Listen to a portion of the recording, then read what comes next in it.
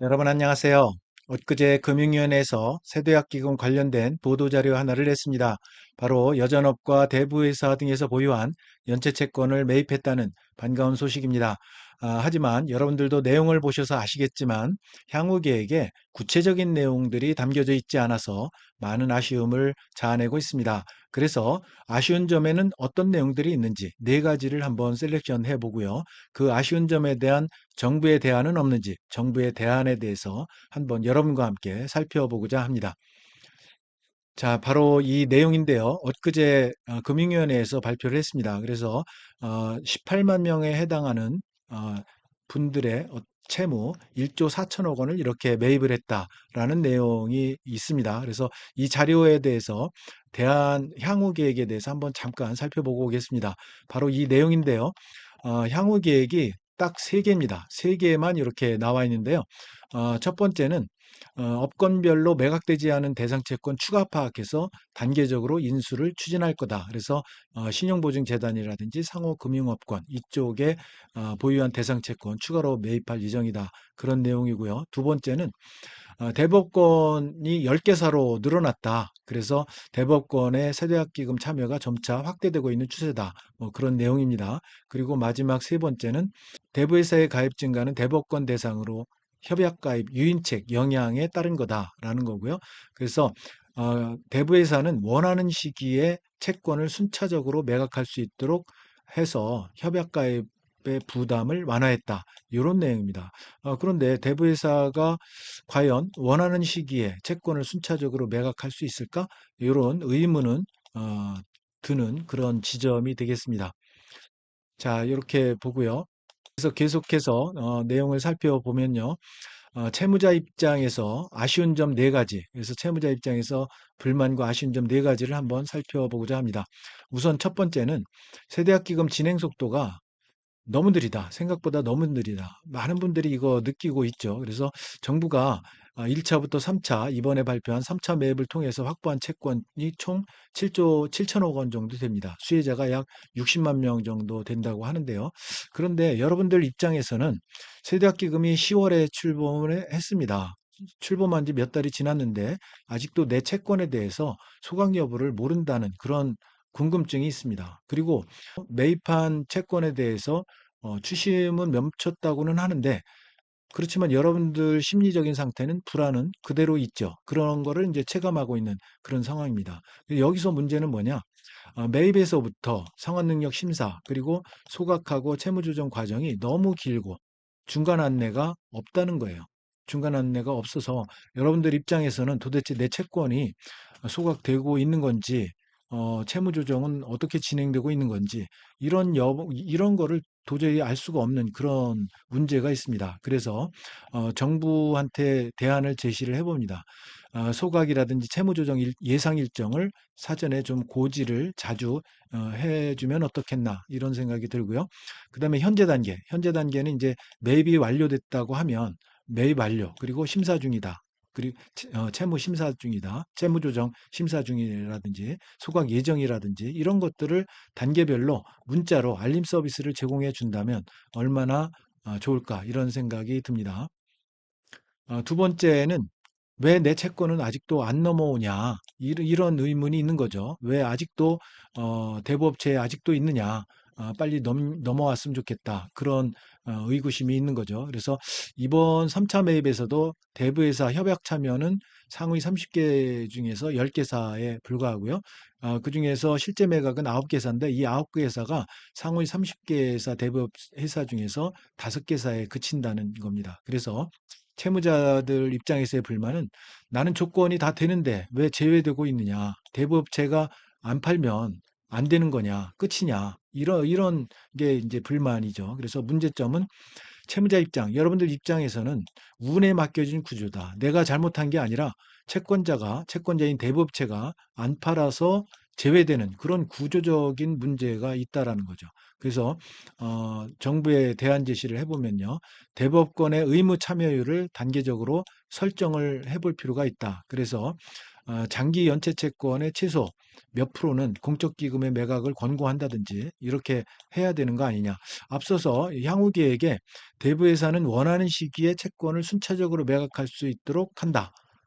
이렇게 해서 과연 대부회사가 원하는 시기에 순차적으로 매각할 수 있을까라는 의구심이 있는 거죠. 오히려 협약 가입의 부담을 완화했다라고 정부에서 한다면 대부회사가 과연 매각할 수 있을까? 이런 의구심은 있는 거죠. 차라리 이렇게 의무 참여율을 단계적으로 설정해서 이렇게 하는 게 오히려 더 빨리 여러분들의 불만을 해소하는 거가 되지 않을까 그런 생각이 드는 거죠. 그 대신에 이렇게 의무 참여율을 단계적으로 설정하는 대신에 지속적으로 대부사의 세제 혜택이라든지 규제, 인센티브, 규제라든지 이런 거에 대한 인센티브를 지속적으로 예를 들어서 은행 차입 한도를 확대해 준다든지 여러 가지 인센티브를 지속적으로 확대를 해 준다면 이렇게 의무 참여율의 설정과 좀 대비돼서 대법원에서도 좀 참여가 활성화되지 않을까 그런 생각이 들고요. 그다음에 불참한 대부사에 대해서 추심을 하는 거에 대해서 규제를 좀 강화를 할 필요도 있다. 뭐 이런 대안을 좀 더 강하게 정부에 요청을 합니다. 그다음에 세 번째는 내 채권이 100만 원 차이 또는 1개월 차이로 탈락하는 그런 경우가 있습니다. 그래서 여러분도 잘 아시겠지만 세대학기금 기준이 7년 이상 연체에 5천만 원 이하잖아요. 그래서 이 5천만 원이라는 거는 금융회사별 원금 합산입니다. 이자는 제외되고요. 금융회사별 원금 합산이 5천만 원 이하라는 겁니다. 그런데 현실에서는 좀 이게 여기에 대한 문제가 좀 있는 거죠. 그래서 예를 들어서 내가 A금융에 2천만 원, B금융에 4천만 원, 그래서 총 6천만 원이다. 그러면 5천만 원, 이 중에서 5천만 원, 그죠? 5천만 원 이하니까 5천만 원은 탕감되고 1천만 원은 캠코로 매각 후에 채무 조정이 이루어지고 있는데 그런데 내가 공교롭게도 A금융사에만 5,100만 원이 있어요. 5,100만 원이. 그럼 이거는 5천만 원이 초과되니까 탈락이라는 거죠. 탈락. 그래서 누구는 6천만 원 갖고 있는데도 5천만 원 탕감이 되고 나는 5,100만 원인데 아예 탈락하고 이런 구조적인 문제가 있다는 거죠. 그래서 이런 문제도 좀 해결이 돼야 되는 거 아니냐 그런 생각이 들고요. 그다음에 7년 이상 연체에 해당되는 것만 이제 해주기 때문에 내가 한 달 부족한 6년 11개월 연체다라고 하면 이건 이제 탈락이 되는 거죠. 좀 억울하죠. 그래서 정부에서도 뭐 이런 경우에는 7년 미만에 대해서 특별 채무조정 대상으로 해서 원금 감면율을 5년 이상인 경우에는 5년 이상 7년 미만인 경우에는 80%까지 원금 감면을 해준다는 그런 거는 있지만 근본적으로 이제 소각 대상에서는 좀 안 되는 거죠. 그래서 여기서도 이제 탈락이 된다라는 문제가 있습니다. 그래서 채무자 입장에서는 상황은 똑같은데 숫자 하나로 인생이 갈린다. 인생이 갈린다라는 박탈감이 있을 수밖에 없습니다. 그래서 정부에 대해서 한번 대안 제시를 해본다면 플러스 마이너스 일정 범위를 탄력적으로 적용해 보는 겁니다. 유예 기간을 좀 탄력적으로 해보는 겁니다. 그래서 6년 11개월이라고 해서 무조건 탈락이 아니라 뭐 이렇게 6년부터 7년 사이 좀 더 구간을 좀 넓게 이렇게 유예 기간을 해주는 건 어떠냐. 그리고 이 5천만 원 이하 이것도 이렇게 A금융에 5,100만 원이 있다. 그러면 이거를 아예 매입 대상에서 제외하는 게 아니라 5천 뭐 예를 들어서 6천까지는 매입을 일단 했다가 거기에서 뭐 5천을 탕감해 준다든지 뭐 이런 식으로 해주면 어떨까 그런 유예 기간을 주면 어떨까 그런 생각을 해봅니다. 그리고 기준 초과자에 대해서 개인 해상이라든지 파산이라든지 이런 거를 연계한 패스트 트랙을 제공을 해서 좀 탈출구를 그래서 탈락자 방치가 아니라 대체 수단 안내 서비스를 제공을 해서 탈출구를 좀 마련해 줘야 되는 거 아니냐 그런 생각이 듭니다. 제가 다음 동영상에서 이 개인희생과 파산에 대한 내용을 여러분들에게 정보 제공을 해 드리겠습니다. 어쨌든 제가 하는 것보다는 정부에서 이런 대체 수단 안내 서비스를 해주는 게 얼마나 좋을까라는 생각이 듭니다. 마지막으로 네 번째는 채무자들이 가장 많이 묻는 질문입니다. 법원 기록, 내 법원 기록, 신용 회복 이거 어떻게 되는지 여기에 대한 의구심이 많습니다. 그래서 채권이 소각되면 소송 기록도 사라지는 건가? 결론부터 얘기하면 소송 기록이 사라지는 건 아닙니다. 이건 법원의 문제니까. 그런데 소송 기록도 사라지나? 이런 의구심이 있죠.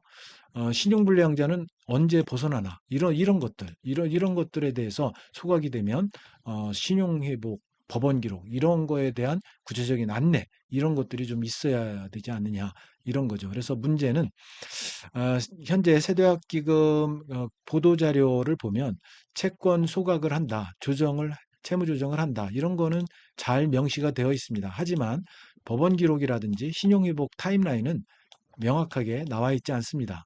그래서 이런 부분도 좀 터치를 해주면 좋지 않나 그런 생각이 듭니다. 그래서 정부에 제안을 해보면 소각 이후에 신용회복 로드맵도 좀 제시를 해준다는 거. 그래서 6개월 후에 연체 정보를 정리해준다든지 1년 후에는 금융거래를 일부 허용한다든지 뭐 여러 가지 신용회복 로드맵을 제시를 해줬으면 좋겠고요. 그 다음에 법원과 한국신용정보원 여기를 연계해서 어, 신용정보라든지 소각 이후의 소송 기록이라든지 이런 것들을 연계해서 가이드를 이렇게 제공해 준다면 채무자 입장에서는 많은 도움이 되지 않을까 그런 생각이 듭니다. 자, 이렇게 오늘은 여러분들과 함께 세대학기금 보도자료를 계속해서 금융위원회에서 내고 있지만 내 채권은 그럼 어떻게 되는 거냐? 아쉬운 점 네 가지를 뽑아봤고요. 그 뽑아본 아쉬운 점에 대해서 정부의 대안 제시까지 한번 내 나름대로의 내용을 제시를 해봤습니다. 여러분 어느 정도 공감을 했는지 모르겠습니다. 내용이 마음에 드셨다면 구독, 좋아요 꼭 부탁드립니다. 여러분 감사합니다.